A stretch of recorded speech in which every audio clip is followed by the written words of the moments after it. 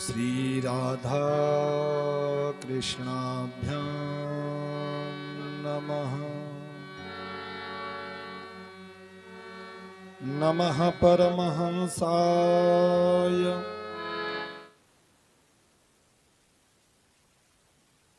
मकरन्दाय भक्तजनमानस निवासाय श्रीरामचन्द्राय नमः। ध्येयं सदा परिभवघ्नमभीष्टदोहम् तीर्थास्पदं शिवविरञ्चनुतं शरण्यम् भृत्यार्तिहं प्रणतपालभवाद्धिपोतम् वन्दे महापुरुष ते चरणारविन्दम्।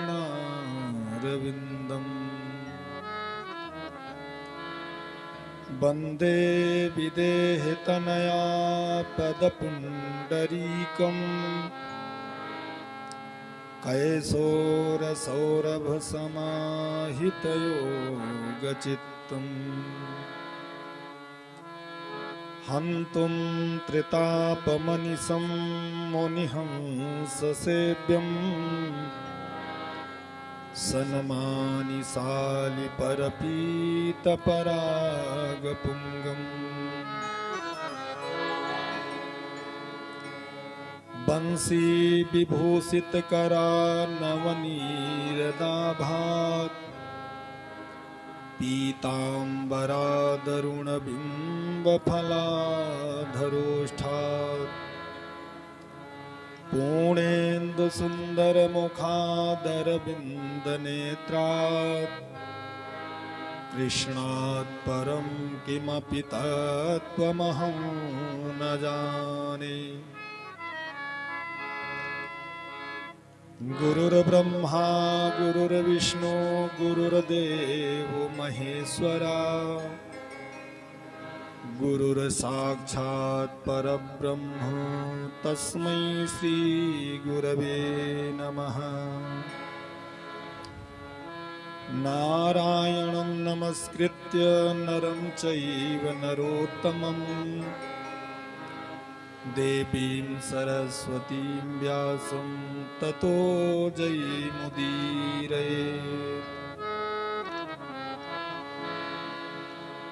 सीतानाथ समारंभां श्रीरामानन्दार्य मध्यमाम् अस्मदाचार्यपर्यन्तां वन्दे श्रीगुरुपरम्पराम्।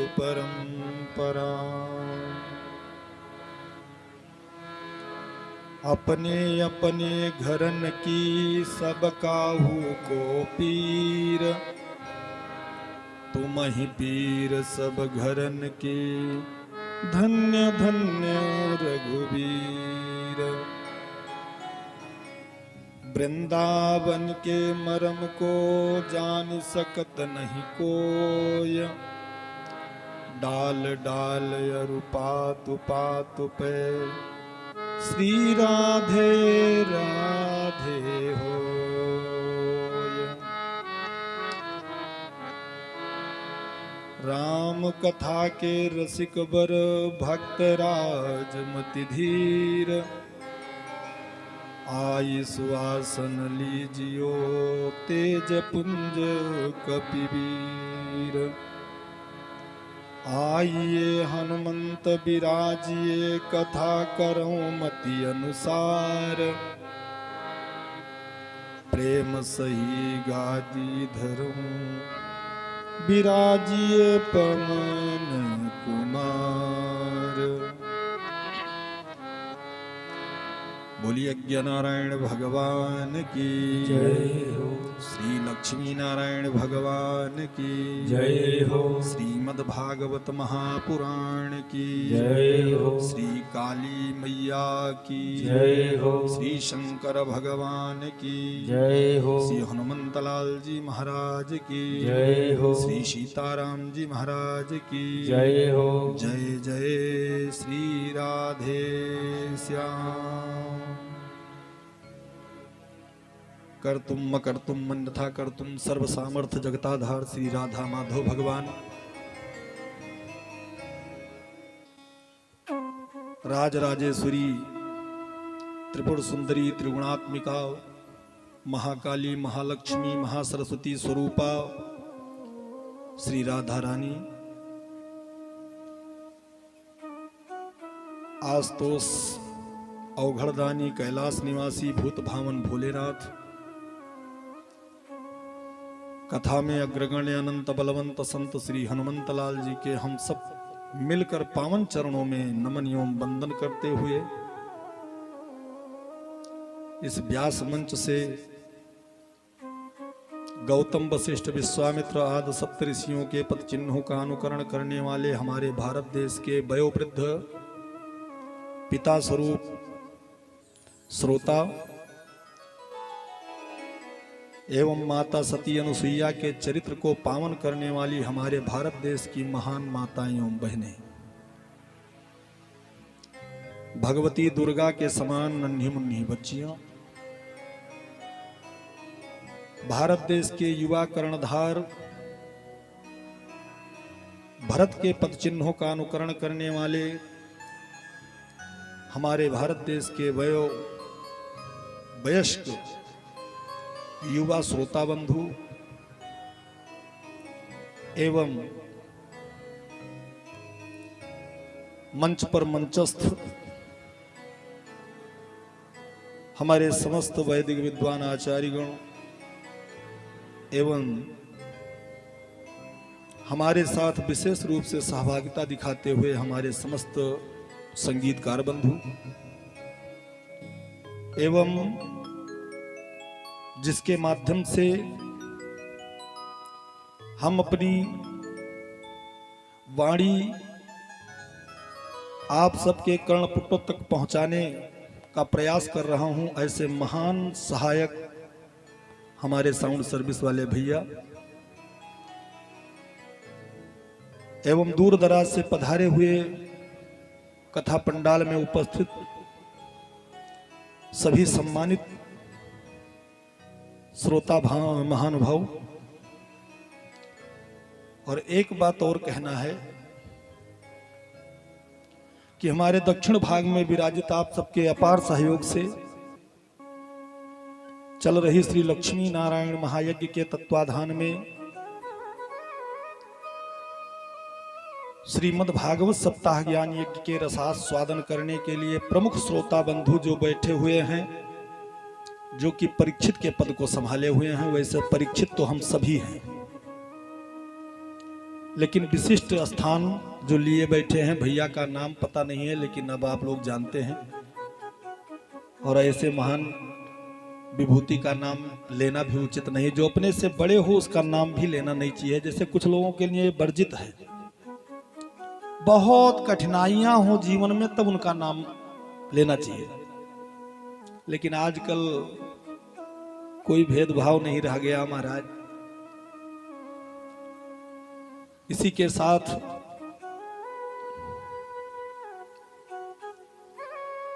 आज इन सभी महानुभावों के अंतःकरण में विराजित श्री सीताराम जी को मानकर सभी महानुभूतियों को प्रणाम करते हुए आज इस ग्राम सभा गिरधरपुर में मां भगवती काली के गोद में हम सब बैठ करके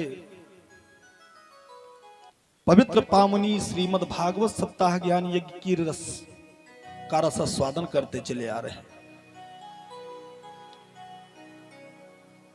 तो बार बार आप लोगों से यह क्यों निवेदन करना पड़ता है कि इन कथाओं के रसों को पियो,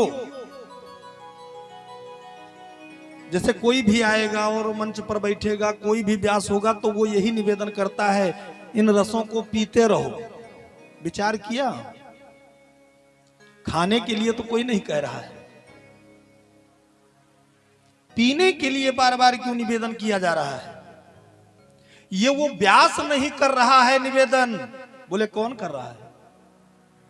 बोले वो व्यास कर रहे हैं जिन व्यास के कर कमलों द्वारा, लेखनी के द्वारा श्रीमद् भागवत सप्ताह ज्ञान यज्ञ की द्वापर के अंत में आने वाले इस घोर कलुषित प्राणियों को देख करके श्रीमद् भागवत की रचना की गई।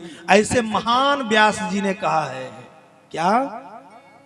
पिबत भागवतम रसमालयम, पिबत भागवतम रसमालयम। कोई सामने खड़ा था, प्रश्न कर दिया, धन्य हो प्रभु, अरे कितनी बार पिए और कौन कौन पीने के अधिकारी हैं?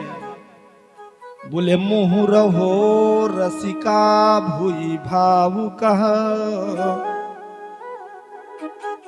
पिबत भागवतम रसमालयम मुँह रहो रसिका भूई भावुका। बोले कितनी बार पिए? बोले बार बार पियो, जब भी अवसर मिले तब भी पीते रहो। ये आपके घर का चीनी के द्वारा बनाया हुआ, खाण के द्वारा बनाया हुआ, हाथ से निर्मित ये रस नहीं है। ये परमात्मा साक्षात अपने मंगमय स्वरूप से निकाले हुए रस को हम आपके आगे परोस रहे हैं। बोले महाराज तो कौन पीने का अधिकारी है? बोले रसिका भूई भावुका। इतने लोग केवल अधिकारी हैं, एक तो रसिक जन और दूसरे भावुक जन। आप सबके बीच में इतने लोग बैठे हैं, पंडाल का भी एक हिस्सा नहीं भरा हुआ है,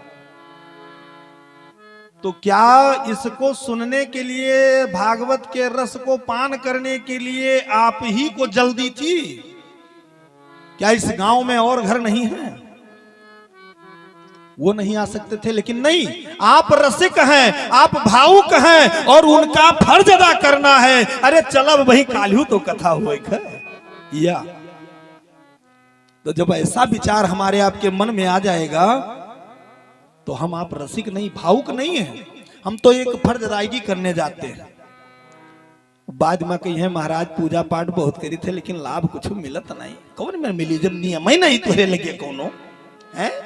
एक दिन आप भोजन न करिए और दूसरे दिन भोजन करके देर से शयन कर जाइए, सुबह जल्दी जाग जाइए, आपका तत्व बिगड़ जाता है। कोई पूछे महाराज का करी काल बहुत रात में भोजन केहन पचा नहीं, लिहा लोटा सुबेरे भाग हो। आपके खाने का नियम बिगड़ जाए, आपको पता चल जाए। आपको सोने का नियम बिगड़ जाए, पता चल जाए। काम करने का नियम बिगड़ जाए, पता चल जाए। और भगवत आराधना करने का कोई नियम नहीं तुम्हारे पास। एक रात और एक दिन को मिला दीजिए, कितने घंटे होते हैं? 24 घंटे। और 24 घंटे को विभाजित कर दीजिए। हम पूछ रहे हैं आप सबसे, आप बताइए कितने घंटे काम करते हैं? हम सभी मिलकर कितने घंटे काम करते हैं अपनी जीविका चलाने के लिए? बताएंगे आप लोग? बोलिए। ये संवाद है। हमने पहले दिन महाराज जी जब आए थे तो एक आरती महाराज जी के द्वारा बनाई हुई गाए थे कि श्रीमद्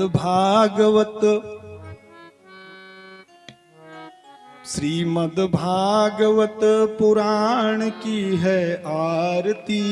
ये तो सब लोग गाते हैं, आप सबको प्रतिदिन सुनाते हैं। लेकिन हमने गाया था कि श्री सुखदेव परीक्षित का संवाद जगत हितकारी। श्री सुखदेव परीक्षित का संवाद जगत हितकारी। ओ श्री सुखदेव परीक्षित का संवाद जगत हितकारी। ओ श्री सुखदेव परीक्षित का संवाद जगत हितकारी। ओ श्यामा श्याम के कृपा दृष्ट से हैं सब भक्त पुजारी। ओ श्यामा श्याम की कृपा दृष्टि से है सब भक्त पुजारी। श्रवण मात्र से करुणा करते मोहन मदन मुरारी। ओ श्रवण मात्र से करुणा करते मोहन मदन मुरारी। ऐसे करुणा निधान की वो तारू आरती। हो ऐसे करुणा निधान की वो तारू आरती। हो ऐसे करुणा निधान की वो तारू आरती। हो ऐसे करुणा निधान की वो तारू आरती। श्रीमद भागवत पुराण की वो तारू आरती। श्रीमद भागवत पुराण की वो तारू आरती। श्रीमद भागवत पुराण की उतारू आरती। श्री सुखदेव परीक्षित का संवाद जगत हितकारी। तो सुखदेव जी महाराज परीक्षित को ये अमृत पिला रहे थे और संवाद हो रहा था। आज हम आपसे पूछ रहे हैं, क्या पूछ रहे थे? क्या पूछ रहे थे? माता जी कृपा करके इन बच्चों को शांत रखिए, आप लोग भी शांत रहिए। अरे शांति के खोज करे खातिर हनुमान जी लंका पर चढ़ाई के दिन, और तब तक शांति नहीं मिला जब तक शांति स्वरूपा भगवती सीता के दर्शन नहीं मिला। शांति का स्वरूप हैं आप लोग। और आप के विषय में क्या कहना है? हमारे भारत देश की तो ये माताएं जो है ये इतनी भयानक शक्तियां हैं कि जब तक मातृ ना लगावा जाए तब तक बैंक में अपने कमाई जमा कराया हुए, लेकिन मिली ना। जैसे विड्राल भरो तैसे कहो 10,000 रुपये मातृ पीछे लगाए देख पड़ते। तो आप तो ऐसे महान विभूतियां हैं सर, यहीं से प्रणाम। तो इसलिए कृपा करके शांति बनाए रहिए। तो हम क्या निवेदन कर रहे थे कि रात और दिन को मिला दीजिए। कितना घंटा हुआ? बोले 24 घंटा। 24 घंटा को विभाजित कर दीजिए, आप कितने घंटे कार्य में लगे रहते हैं? ज्यादा से ज्यादा 8 घंटे। क्यों? सही है। बहुतेरे लोग 10-12 लगा लेते हैं जी। लेकिन अगर शुद्धता से देखा जाए तो 8 घंटे की ड्यूटी अगर नौकरी भी मिलती है तो वो भी कहता है भैया 8 घंटे से कम आपको काम नहीं करना पड़ेगा। कोई बात नहीं, 8 घंटे मान लिया जाए तो 8 तिरिक 3 से गुणा कर दीजिए, 24 हुआ। तो 8 घंटे अपने जीविका में लगा दीजिए, अर्थात अपनी नौकरी चाकरी में लगा दीजिए, अपने कार्य में लगा दीजिए, अपनी खेती बाड़ी में लगा दीजिए। अब दूसरा भाग जो 8 और बचत है वह कई उपयोग। बोले उसका उपयोग आप अपने नाद मात हित बंद गांव घर के लिए लगा दीजिए। और 8 जो और बचा वह क्या करें? बोले सोने में। वो केवल उसको बताने की आवश्यकता नहीं, वो अपने आप सब जानते हैं। अब सोवे दियो खाली, वो का खतिर कोई बतावे की जरूरत नहीं। 8 घंटे सोने में निकाल दिया, 8 घंटे कार्य करने में निकाल दिए, 8 घंटे अपने हित मित्र रिश्तेदार को सृजने में निकाल दिए, तो आपके पास समय क्या बचा? अब भगवत चर्चा आपके जीवन में कौन सा समय आएगा तब आपको मिलेगा? अरे उसके लिए भी आपको समय निकालना पड़ेगा, और नहीं निकालोगे तो फिर बाद में आपको निकालना पड़ेगा। कब? जब आपके मुख से कुछ नहीं निकलेगा, आपके परिवार आकर के आपके सिरहाने बैठ करके आपके कानों में फूंक मारेंगे राम राम राम। उस राम राम के कहने से काम बनने वाला नहीं है प्यारे। इसलिए समय निकालो। किसी ने कहा महाराज, एक सेठ जी थे, तो उन्होंने कहा हमारा एक लक्ष्य है। कहा क्या? कहा मैं अपने जीवन के 50 वर्ष तक केवल धन अर्जित करूंगा, दूसरा कोई काम ही नहीं करूंगा। सब लोगों ने समर्थन कर दिया, हाँ हाँ तब तो बहुत अच्छा बात है। अब 50 वर्ष तक उन्होंने लग करके केवल संसार के धन को कमाने में लग गए, और जब 49 वर्ष पूरा हुआ, 50वां वर्ष आया तो और तीव्रता बढ़ा दिया कार्य में। 50 वर्ष बीते जा रहे हैं। 50 वर्ष की जब अंतिम रात्रि आती है तो सेठ जी अपने बात के बड़े पक्के थे। घर में अपने कमरे में जितनी तिजोरियां थी सब खोल डाले, और जितनी बही खाता थी सबको निकाल करके सामने रख लिया। किसी ने पूछा महाराज अब ये क्या करने जा रहे हो? बोले आज रात्रि मैं सोऊंगा नहीं। कहा क्यों? कहा मेरे 50 वर्ष की अंतिम रात्रि आज है, कल से मुझे दूसरा कार्य करना है, इसलिए आज ही संपूर्ण बही खाते को चेक करके बंद कर दूंगा।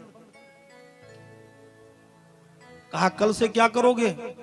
कहा कल से अब केवल धर्म कार्य करूंगा, यज्ञ इत्यादि करूंगा, बाकी कुछ नहीं करना है। मेरे जीवन का आधा समय व्यतीत हो गया, अब उत्तरार्ध में प्रवेश कर गए हैं। ये भागवत कथा हमें आपको सुनाती है, समझाती है, बतलाती है, दिखाती है। भागवत का 10वां स्कंद भगवान का कटी है। इसमें महाराज 90 अध्याय है। 45 अध्याय में पूर्वार्ध है और 45 अध्याय में उत्तरार्ध है। अभी हम लोग पूर्वार्ध की कथा में चल रहे हैं। तो महाराज रात्रि 12 बज गए और सेठ जी सारे बही खाते को निकाल करके चेक किया, कहां किसका देन लेन है, सारा हिसाब बना करके और रखना चाहते। तब तक 12 बजे ठीक घंटी बज गई। दरवाजा बंद था, नहीं खुला। आवाज आई, सेठ जी दरवाजा खोलो। सेठ जी दौड़ करके जाते हैं, दरवाजा खोल देते हैं। और जैसे दरवाजा खोलते हैं तो देखते हैं 4 ठे काले काले कलूटे दूत आ गए लेकर पालकी। सेठ जी का हाथ पकड़ लिया, सेठ जी चलो। सेठ जी ने पूछा भैया तुम कौन हो? कहा मैं वो हूं जिसके पास आता हूं कभी छोड़ के नहीं जाता हूं, उसे साथ ले जाता हूं। कहा ये कैसे? कहा हमारे सरकार ने भेजा है तुम्हें लाने के लिए, अब मैं छोड़ूंगा नहीं। अब तो सेठ जी बहुत घबराए। अरे भैया हमने एक प्रतिज्ञा किया था वो पूर्ण हुआ, आज उसकी अंतिम रात्रि थी, कल से तो मुझे दूसरा कार्य करना था। दूतों ने कहा कोई भी कार्य करना था, अब सारा कार्य आपका पूर्ण हो गया, अब चलना है, चलो। जब आपने 50 वर्ष में एक दिन का समय निकाल करके भगवत चर्चा में नहीं गए तो 50 वर्ष के बाद कैसे जाएंगे आप? क्या कर सकते हैं? समय सुनिश्चित किया है। दूतों से निवेदन किया एक दिन के लिए छोड़ दो। क्यों? एक सत्यनारायण का कथा तो श्रवण कर लूं सुबह। दूतों ने कहा कुछ नहीं, 1 मिनट नहीं छोड़ सकता हूं। हमारा आपका जो संवाद हो रहा है वो आपके चलने से पूर्व समय में दिया गया है, इसीलिए पहले आ गए। और वो घड़ी में देख रहा हूं, जैसे मिनट पूर्ण होगा आपको लेकर चल दिए। सेठ जी बहुत घबराए, अब क्या करें? अब तो किसका सहारा ले ले? धीरे से कहा भैया एक निवेदन स्वीकार कर लो तो बड़ी कृपा होगी। दूतों ने कहा कौन सा निवेदन? कहा बस मेरे इस कमरे के बगल में मेरा इकलौता पुत्र सो रहा है, जरा एक बार उससे मिलने दो। दूतों ने कहा तो कोई बात नहीं, देर मत करो, जल्दी अपने इकलौते पुत्र को बुलाओ और मुलाकात करो। अब तो जाकर के अपने बेटे के कमरे के दरवाजे को खटखटाया, बेटा ए बेटा। अब बेटा सो रहा है, मध्यरात्रि का समय है। 2-3 आवाज लगाया, संयोग से बेटा जगा। क्या है बाबूजी? अरे देखो सुनो, दरवाजा खोलो। बेटा दरवाजा खोल करके निकल बाहर आता है तो केवल पिताजी को देखता है। ऐसा क्यों? शास्त्र कह रहा है, गरुड़ पुराण में आप स्पष्ट लिखा हुआ 4थे अध्याय में आपको मिलेगा कि जब जिस जीव को जाना होता है उसी जीव को केवल धर्मराज के दूत दिखाई पड़ते हैं, दूसरे को दिखाई नहीं पड़ते। पिताजी से पूछा, पिताजी क्या बात है, तुम तो बड़े घबराए घबराए लग रहे हो। सेठ जी ने कहा, बेटा मेरे जाने का समय है, अब मैं जा रहा हूं। इस जाते समय में मैंने विचार किया एक बार आपसे मिल करके एक उपदेश जीवन का देना चाहता हूं, उसे आप स्वीकार कर लो। बेटे ने कहा, आज तक बाबूजी ने इस तरह से कभी बात किया नहीं, क्या बात है। बाबूजी को धीरे से पकड़ करके पुनः कमरे में ले आया और बिठा दिया पलंग पर। कहा, बाबूजी ये कैसी बातें कर रहे हो। सेठ जी ने कहा, बेटा अब हम जो कह रहे हैं वही सुन लो, फिर सुनने और सुनाने का मौका नहीं मिलेगा। कल मैं नहीं कहूंगा और ना तुम्हें बुलाऊंगा। बेटा ने कहा, बताओ पिताजी। कहा, बेटा मैंने अपने जीवन में एक लक्ष्य साधा था, एक संकल्प किया था कि 50 वर्ष तक कोई दूसरा कार्य नहीं करूंगा, केवल धन अर्जित करूंगा। लेकिन उन धनों का संपूर्ण हिस्सा इन दूतों को देना चाहता था, एक भी नहीं लिए और एक बात मेरी नहीं मानी। इसलिए मैं तुम्हें बताने जा रहा हूं कि तुम अपने जीवन में धन खूब कमाना, परिवार के साथ रहना, समाज देखना, रिश्तेदारी निभाना, लेकिन सबके साथ साथ भगवत नाम चर्चा जरूर करना, सत्संग सुनना, भगवत की कथा सुनना। नहीं, इसके लिए मौका आपको नहीं मिलेगा, फिर बाद में कुछ नहीं हो पाएगा। बोल वृंदावन बिहारी लाल की जय हो। तो महाराज हमारे आपके जीवन का कोई ठिकाना नहीं है कि कब क्या है, इसलिए जब भी मौका मिले तो भगवत नाम आश्रय लेते रहिए। ये सत्संग है, इस सत्संग में ये धाराएं बह रही हैं। हम सभी एक तट पर बैठे हैं, अब पात्र लेकर के आए हैं। जिसके पास जैसा पात्र होगा, छोटा बड़ा, वो उसी में अपना जल भरकर ले जाएगा। जैसे गंगा जी स्नान करने हम सब गए तो कोई 20 रुपए का डब्बा खरीदी छोटकन, कोई 80 रुपए वाला खरीदी 5 लीटर। अब वो लेके आवा अपने घरे तो 5 लीटर लावा तो खूब अभिषेक की हिस्स, और जोन 20 रुपए में लावा वो तनिक तनिक एक ढक्कन गिराए गिराए कहिस कहूं नहाए लो पर्व में यहाँ है। तो हम उसी तरह से यहाँ बैठे हैं, ये त्रिवेणी संगम की धारा बह रही है। यहाँ हम पात्र लेकर के आए हैं, जैसा जिसका पात्र होगा वो अपने पात्र में वैसे लेकर के और जाना है सबको। तो महाराज आइए हम सब लोग मिल करके भाव से भगवत नाम कीर्तन करेंगे और सब लोग ताली बजाते हुए गाएंगे। बोलो वृंदावन बिहारी लाल की जय। अरे पार करेंगे नैया भजो कृष्ण कन्हैया, पार करेंगे नैया भजो कृष्ण कन्हैया, पार करेंगे नैया भजो कृष्ण कन्हैया, पार करेंगे नैया भजो कृष्ण कन्हैया, कृष्ण कन्हैया भजो कृष्ण कन्हैया, कृष्ण कन्हैया भजो कृष्ण कन्हैया, कृष्ण कन्हैया भजो कृष्ण कन्हैया, कृष्ण कन्हैया भजो कृष्ण कन्हैया, पार करेंगे नैया भजो कृष्ण कन्हैया, पार करेंगे नैया भजो कृष्ण कन्हैया। जय हो। हरि बोल।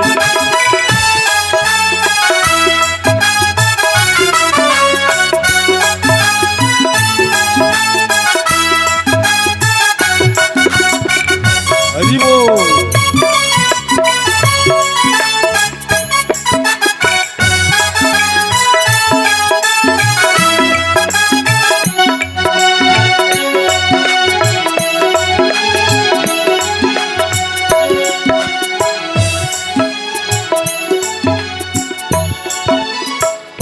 कृष्ण गोपाल हमारो, बाल कृष्ण गोपाल हमारो, बाल कृष्ण गोपाल हमारो, बाल कृष्ण गोपाल हमारो, ब्रजवासिन को प्राण प्यारो, ब्रजवासिन को प्राण प्यारो, ब्रजवासिन को प्राण प्यारो, ब्रजवासिन को प्राण प्यारो, नंद महर को छैया भजो कृष्ण कन्हैया।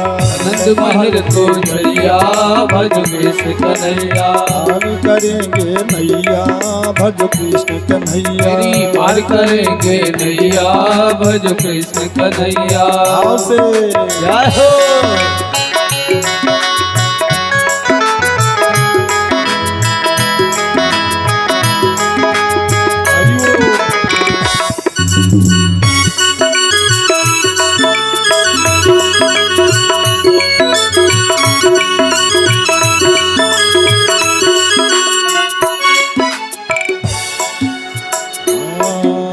ग्वाल बाल संग धेनु चरावे। बाल बाल संग धेनु चरावे। ग्वाल बाल संग धेनु चरावे। ओ बाल बाल संग धेनु चरावे। लूट लूट दधि माखन खावे। लोट लोट कट माखन खावे। लूट लूट दधि माखन खावे। लोट लोट लग माखन खावे। माखन चोर कन्हैया भज कृष्ण कन्हैया। माखन चोर कन्हैया बोल कृष्ण कन्हैया। माखन चोर कन्हैया भज कृष्ण कन्हैया। माखन चोर कन्हैया भज कृष्ण कन्हैया। पार करेंगे नैया भज कृष्ण कन्हैया। पार करेंगे नैया भज कृष्ण कन्हैया। जय हो।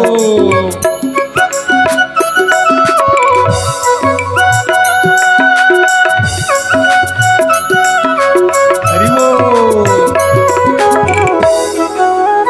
जय जय।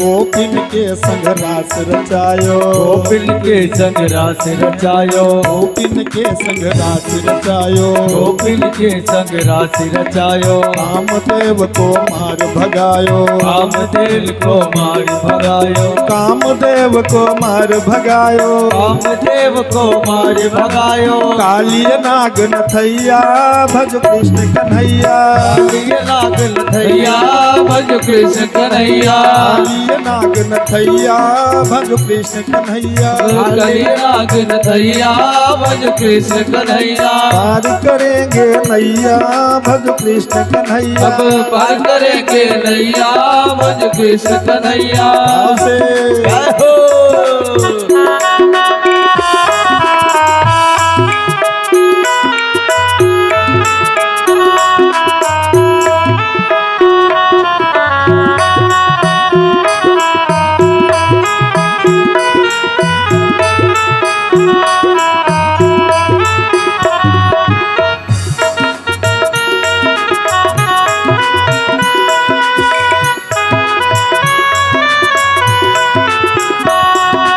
जय हो।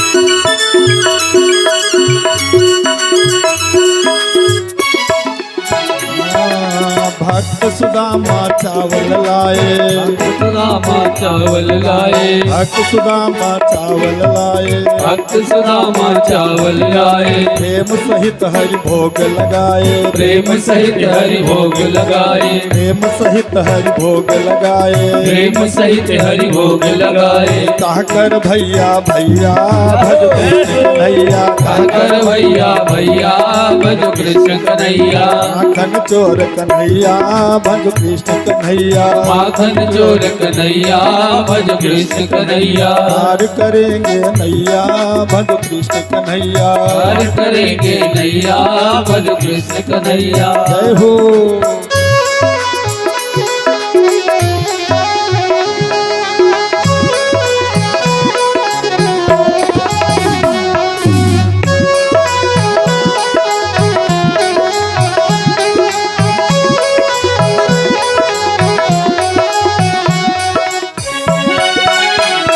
हरि बोल।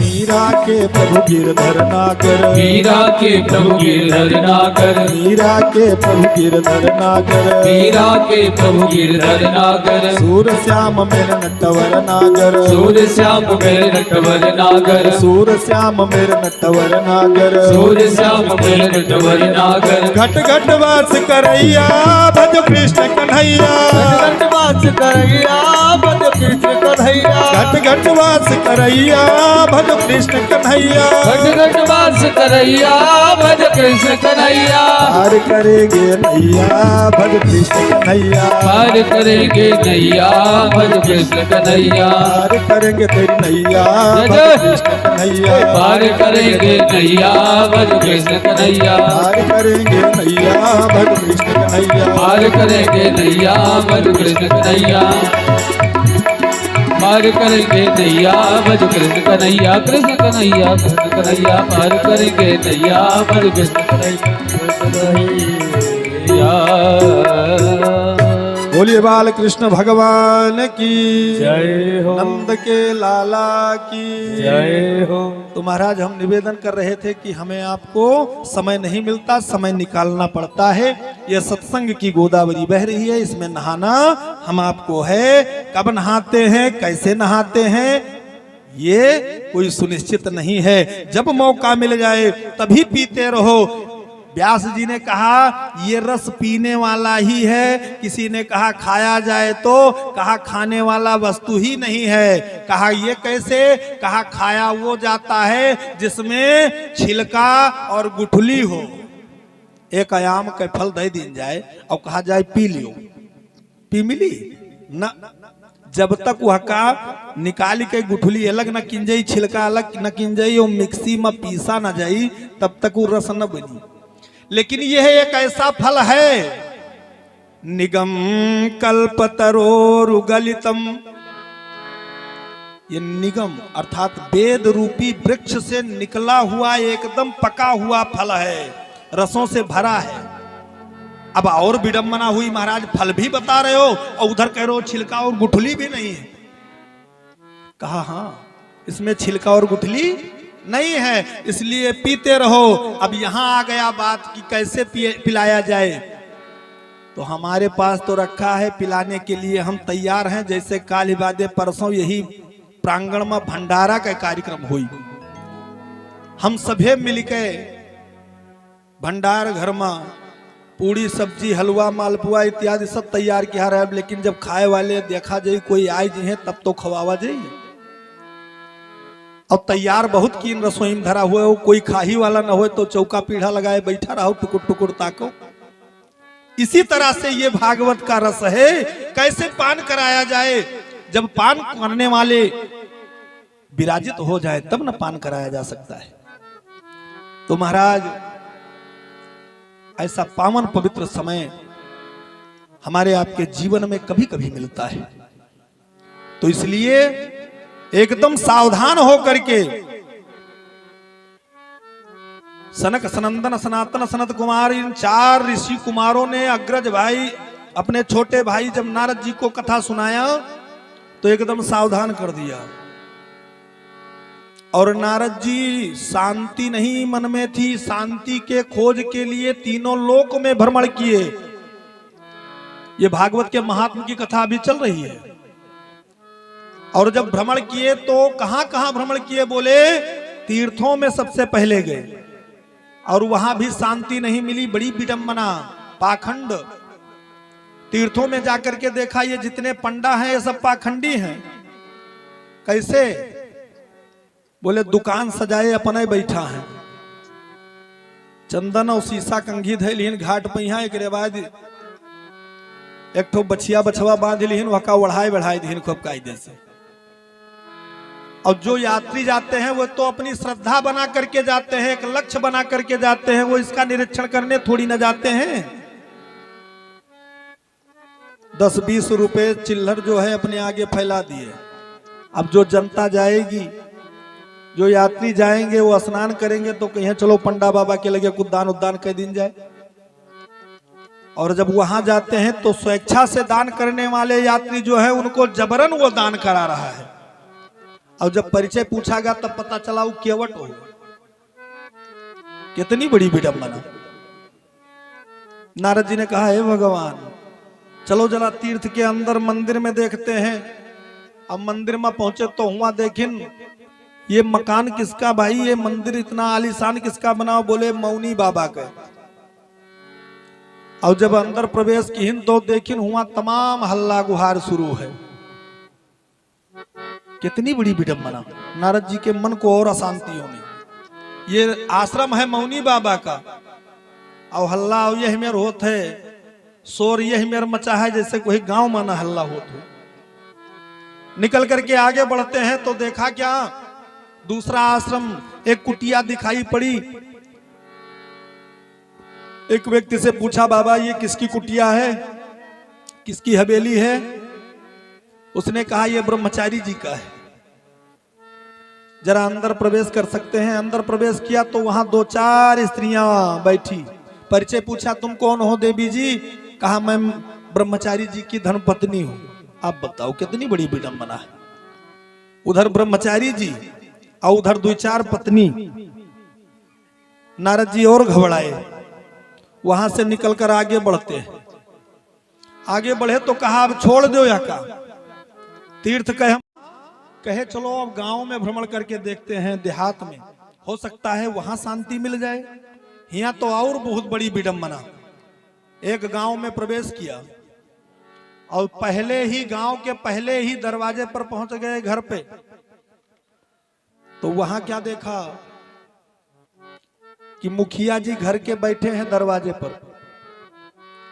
ध्यान से आप लोग सुनते रहिए। वहां बच्चे जो है परिक्रमा करते हुए जयकारा लगा रहे हैं। तो महाराज मुखिया बैठे हुए हैं और पहुंच गए नारद बाबा। मुखिया जी ने स्वागत किया, उठ करके आइए बाबा, क्योंकि संत महात्मा अगर दरवाजे पर आ जाएं तो उनका स्वागत करना चाहिए। उनको आसन दिया और घर में पुकार लगाया, देवी जी को बुलाया। देवी जी, अरे सुनो, देखो एक महात्मा जी आए हैं, बड़े सिद्धकोट के महात्मा जी लग रहे हैं, जरा इनके लिए जलपान की व्यवस्था कराओ।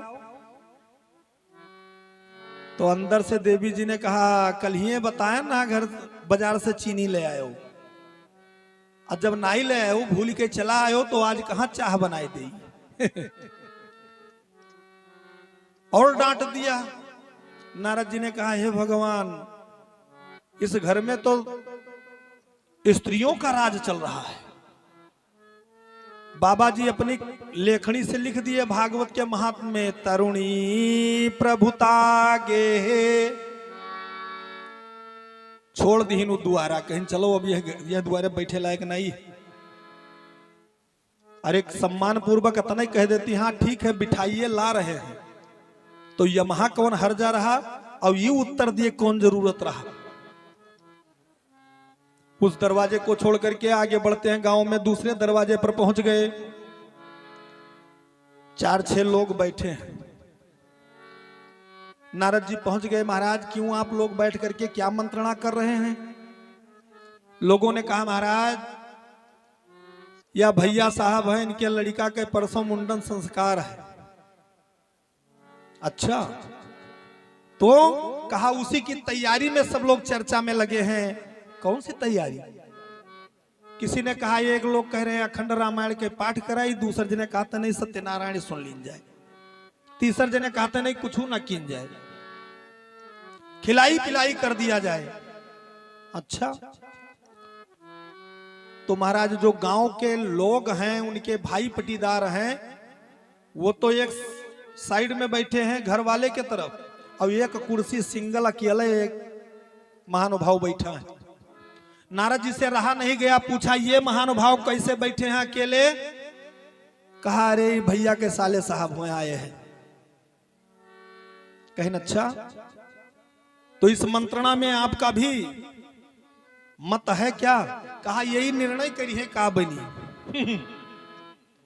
नारद जी ने आगे श्लोक को बढ़ा दिया, स्याल को बुद्धिदायका।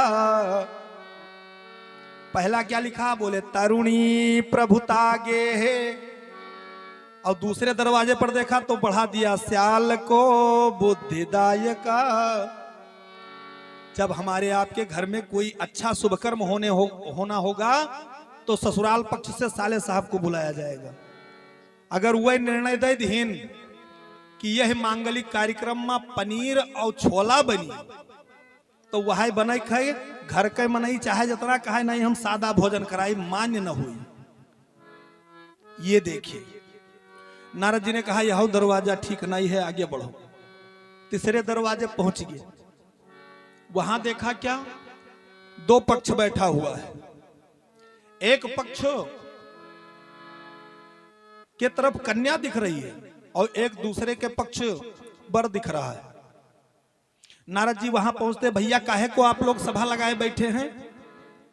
अरे बाबा कुछ नहीं, एक कन्या का विवाह होना था तो उसी का मतलब दान दहेज नहीं बैठ रहा है, क्या लेना देना है? बोले लेने के लिए कौन तैयार है? कहा ये कन्या वाले हैं, ये लेने के लिए तैयार हैं। नारद जी ने कहा हे भगवान शांति के, कहा यहाँ तो और अशांति फैली है, हैं? बाबा जी ने श्लोक को बढ़ा दिया, कन्या विकरणो लोभे। ये कलयुग का प्रभाव कि आज लोभ के कारण, लोभ के वशीभूत होकर के जिन माता पिता ने अपनी कन्या को जन्म दिया उस कन्या को बेचा जा रहा है, विवाह नहीं किया जा रहा है। नारद जी ने कहा हम इस दरवाजे पर रुकने लायक नहीं, चलो आगे चलते हैं। उसी गांव में चौथे दरवाजे पर पहुंचे तो वहां पहुंचे उसके दरवाजे पर, तब तक देखते हैं महाराज है कोई घर में, तो घरहीन से दोनों जने, तीसर कोई है ही नहीं, पति पत्नी, वह उनके बाल पकड़े, वह उनके बाल पकड़े और युद्ध करते निकले बहिरे। बाबा जी ने आगे बढ़ा दिया श्लोक को कि दंपति नाम चकलकनम। अब एक बार इस श्लोक को पूरा करके सुना दे, समझ में आ जाएगा। बाबा जी ने लिखा भागवत में के महात्म में कि तरुणी प्रभुता गे है, घर घर में स्त्रियों का राज चल रहा है। श्याल को बुद्धिदायका, मंत्रणा करना होगा तो माता पिता को छोड़ दीजिए, भाई पड़ोसी से नहीं पूछा जाएगा, श्याले साहब को बुला लिया जाएगा।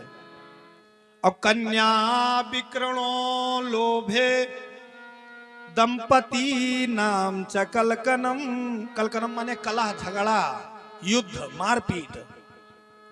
कोई और नहीं मिला तो पति पत्नी अब स्वयं लड़ी गए। नारद जी वहां दरवाजा छोड़ चला गए, कहीं हिया शांति मिले वाला नहीं, अब तो और बेचैनी। तब उनके अग्रज भ्राताओं से भेंट हुआ और उन्होंने बताया उदम करो बाबा। तो उदम में सूर्य नारायण भगवान का स्मरण किया और सूर्य को गुरु मान करके श्रीमद् भागवत सप्ताह ज्ञान यज्ञ के कथा के रस को रसास्वादन किया, फिर शांति मिल गई है। तो इस प्रकार से महाराज अगर शांति खोजना है तो केवल भगवत नाम आश्रय को लेना पड़ेगा, बाकी कहीं मिलने वाला नहीं है। बोलो वृंदावन बिहारी लाल की जय हो। और भगवान की तो महती कृपा हम आपके ऊपर विराज रही है।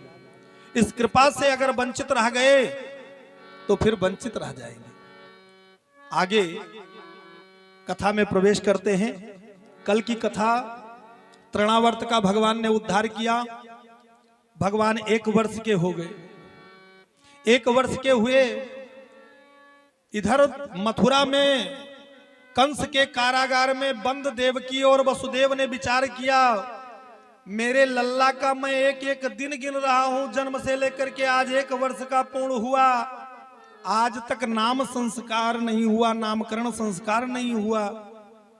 संस्कार करना बच्चों का बहुत जरूरी होता है और संस्कार गर्भ से चलता है। हमारे आपके जीवन में 16 संस्कार हैं, 16 संस्कार, और सबसे पहला संस्कार है गर्भ संस्कार, गर्भाधान संस्कार।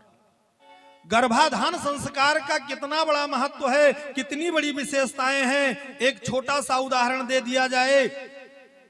महाराज भक्त प्रहलाद का, हिरण्याक्ष हिरण्याकश्यप जैसे महाप्रतापी और बलशाली ये दो भ्राताओं का जन्म हुआ, कश्यप के पुत्र हैं, और देवी दिति के गर्भ से जन्म हुआ था। कश्यप की 5 पत्नियां थी, दिति, अदिति, दनु, काष्ठा, सुरसा। एक से दिति से दैत्य का जन्म हुआ, अदिति से देवताओं का जन्म हुआ। अदिति के गर्भ से कपिल नारायण भगवान का जन्म हुआ, जो आज गंगा सागर में विराजमान है। कपिल नारायण भगवान ने अपनी मां अदिति को ऐसा उपदेश दिया कि उपदेश सुनते सुनते उनका संपूर्ण शरीर जल हो गया, और जब उसकी धार चलना शुरू हुआ तो उसी धार के माध्यम से कपिल नारायण वहां तक चले गए, गंगा सागर जिसका नाम पड़ा हुआ है। तो महाराज ये उपदेश का फल है। और इधर दिति देवी ने क्या किया? दिति देवी एक बार मन में संकल्प किया, संध्या वंदन कर रहे थे कश्यप जी, शाम का समय था, गौधूली बेला, और ऐसे मुहूर्त में जो भी प्रेमी भगवान शिव का आराधना करता है, भगवान भूत भावन भोलेनाथ अवघड़दानी है, आंख बंद करके और झोली से निकालकर ऐसे फेंक देते अपने भक्तों के ऊपर, छप्पड़ फाड़ करके दे देते हैं। और उसमें कुछ कार्य निषेध है महाराज। कश्यप जी ने समझाया, देवी जी ऐसा घोर तमा बेला, ये तुम्हारी इच्छाओं की पूर्ति के लिए समय नहीं है, ये समय संध्या कालीन वेला में है, भगवान शिव की आराधना करने का समय है। लेकिन दिति देवी ने माना नहीं। जो अपने पति के कहना नहीं मानती हैं पत्नियां, वो महाराज नरकगामी होती है। भागवत महापुराण में 27 नरकों का वर्णन आया है। अरे तुम भोलेनाथ को प्रणाम करने क्यों जाती हो? भोलेनाथ कहते हैं अपनी नेत्र को मैं बंद कर लूंगा, और मुझे देखने के लिए, तुझे देखने के लिए देवी जी, पार्वती जी मेरे साथ विराजमान हैं। जब तुम अपने पति को पूजा करती नहीं हो, अपने पति का प्रणाम नहीं करती हो, तो तुम मेरे पति को प्रणाम करने का किस अधिकार को लेकर के आई हो? इसलिए वो पैर से मार करके तुम्हें भगा देती है। कहां से तुम्हारी मनोकामना पूर्ण होगी? किसी ने पूछा तो कहा, हाँ महाराज मैं प्रणाम करती हूं। कब? कहीं करवा चौथ के व्रत में। आप बताओ, प्रतिदिन पति के द्वारा कमाए हुए धन से आप पूरे परिवार का पालन पोषण करती हो, और वर्ष में एक ठो व्रत के पति के लिए, वो करे बाद वही दिन प्रणाम करबो तो कहां से कल्याण होने वाला है? पत्नी शब्द, पत्नी जो है अपने पति के लिए क्या है? बोले वह पत्नी पत्नी कहलाने के योग्य है जो अपने पति को पतित होने से बचा ले, और धर्म पत्नी वो कहलाने की योग्य है जो अपने पति को धर्म कार्य के लिए अग्रसरित करे। तो महाराज दिति देवी ने नहीं मानी, इसलिए भगवत इच्छा से कश्यप जी ने उनके मनोरथ को पूर्ण किया। उसी समय दिति देवी के गर्भ में ये हिरणाक्ष और हिरण्यकश्यप आ गया। तो महाराज 100 वर्ष तक दिति देवी के गर्भ से जन्म ही नहीं लिए दोनों बालक। 100 वर्ष बाद जब उसके गर्भ से तेज ओज निकलने लगा और वो जाकर के स्वर्ग तक झुलसना शुरू कर दिया सभी देवताओं को, तो सारे देवता ब्रह्मा जी के पास जाते हैं। ब्रह्मा जी श्री नारायण के पास ले जाते हैं। नारायण जी ने कहा, घबराओ नहीं, बस कुछ ही क्षण में वो दोनों बालक जन्म लेने वाले हैं। और तत्क्षण उन दोनों बालकों का जन्म हुआ। देखते देखते वे पर्वताकार शरीर वाले हो गए, महाबलशाली। हिरणाक्ष अपने हिरण्यकश्यप भ्राता से कहता है, भैया शरीर में बल बहुत है, हाथ में गदा है, शरीर बड़ी लंबी चौड़ी है, तो इस बल को कहीं अपनाया जाए, दिखाया जाए, प्रयोग में लाया जाए। हिरण्यकश्यप ने कहा, भैया क्या करोगे? कहा, हमारा तो विचार है कि सीधे स्वर्ग पर चढ़ाई कर दिया जाए, स्वर्ग पर देवताओं का राज्य छीन लिया जाए, आराम ही आराम पूरे जीवन में। हिरण्यकश्यप ने कहा, नहीं नहीं, मैं ये सब करने वाला नहीं। हिरण्याक्ष ने कहा, तो तू चूड़ी पहन करके इसी घर में बैठ जा, मैं तो बैठने वाला नहीं। मैं जा रहा हूं अकेले, दिग्विजय करूंगा। अपनी गदा को घुमाया, सीधे स्वर्ग पर चढ़ाई कर दिया। स्वर्ग के जितने देवता थे उसके ओज तोज से महाराज झुलसने लगे और भगे अपना अपना स्थान छोड़ करके। और जब भगे तो उन देवताओं का उपहास करके हिरण्याक्ष वापस हुआ। और जब वापस आया, रास्ते में पहुंचा तो कौन मिल गया? मन में विचार कर रहा था कि आज इस त्रिलोक में मुझसे युद्ध करने वाला कोई दिखाई नहीं पड़ रहा है। तब तक नारद जी बीड़ा बजाते हुए आ गए कि श्रीमन नारायण नारायण नारायण, श्रीमन नारायण नारायण नारायण, श्रीमन नारायण नारायण नारायण, श्रीमन नारायण नारायण नारायण, श्रीमन नारायण नारायण नारायण, श्रीमन नारायण नारायण नारायण, श्रीमन नारायण नारायण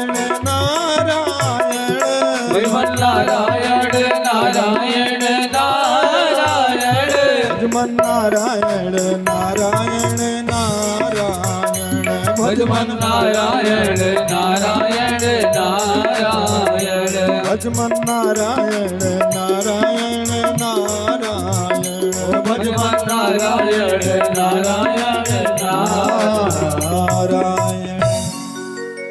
नारायण नारायण जपते हुए नारद जी दिखाई पड़ गए। हिरण्याक्ष ने रोक लिया, ए बाबा कहाँ जा रहे हो नारायण नारायण जपते? नारद जी खड़े हो गए, कहो बेटा क्या बात है? कहा ये बताओ, ये केवल नारायण नारायण जपना जानते हो या लड़ना भिड़ना जानते हो कुछ? नारद जी ने हाथ जोड़ करके कहा, बेटा जब तुम्हारी उम्र का था तो मेरे भी हाथों में खुजली होती थी युद्ध करने के लिए। अब तो मैं बुढ़ा हूं, लेकिन एक बात है, मैं लड़ना नहीं जानता हूं। कहा फिर क्या करना जानते हो? कहा मैं लड़ाना भली भांत जानता हूं, लड़ना नहीं। और नारद शब्द का अर्थ ऐसे लगा लिया जाए, जिसकी कही हुई बात कभी रद्द ना हो उसी का नाम। आज भी गांवों में दो चार लोग इधर उधर रहते हैं।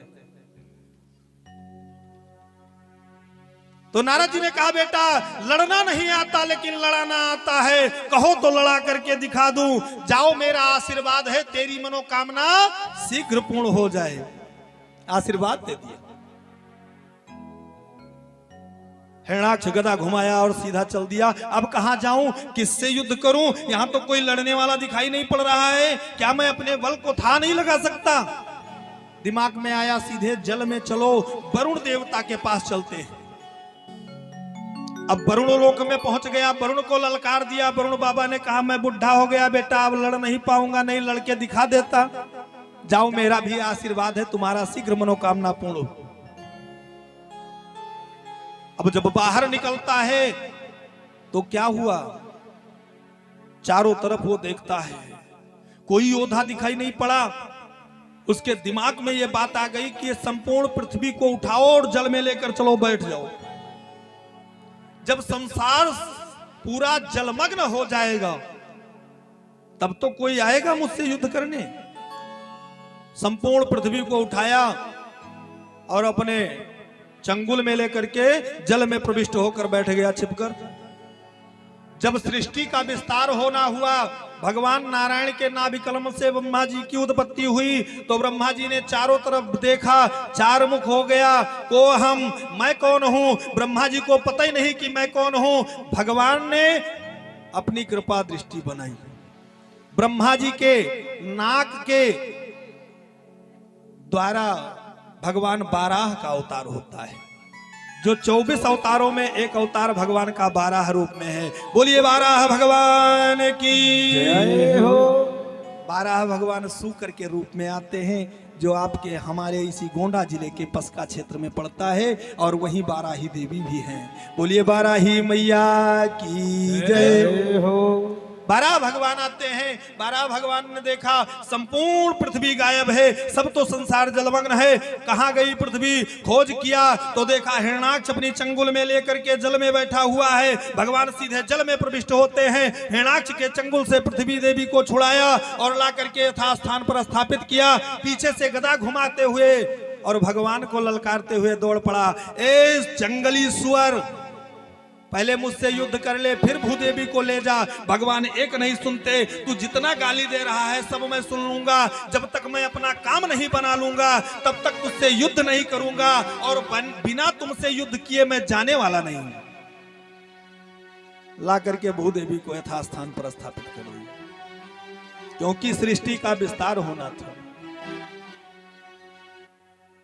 और तब तक हिरणाक्ष पीछे से आ गया, भगवान से युद्ध हुआ, और भगवान से युद्ध होते होते मध्याह्न काल में युद्ध शुरू हुआ। संध्या कालीन वेला में प्रवेश कर गए। देवता सब आश्चर्य में पड़े हैं, भगवान देर मत करो, अरे हमने सुना है कि संध्या कालीन वेला में राक्षसों की शक्तियां दुगनी हो जाती हैं, इसलिए देर मत करो प्रभु, जल्दी कल्याण करो इसका।